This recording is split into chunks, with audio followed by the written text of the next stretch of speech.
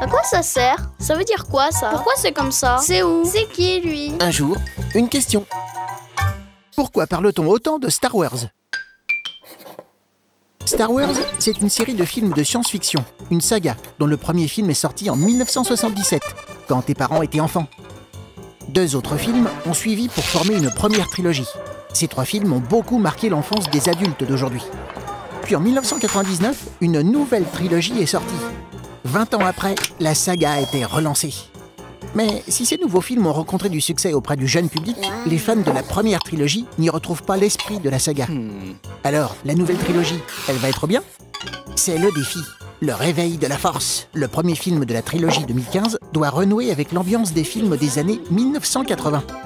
C'est pour cela que ce film poursuit l'histoire des premiers héros Star Wars, comme Princesse Leia, Luke Skywalker, Han Solo, tout en introduisant des personnages plus modernes, qui valorisent les filles, comme Rey, une nouvelle héroïne d'action.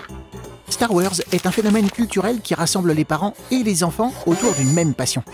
La saga peut être vue par les plus jeunes, car c'est du film à grand spectacle, et par les plus grands, pour les côtés plus profonds de l'histoire.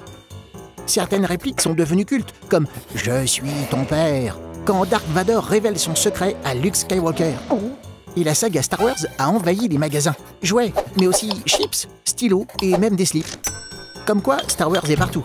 C'est un phénomène de société, culturel et commercial, auquel il sera dur d'échapper dans les années à venir. Tu te poses des questions? Nous, on y répond.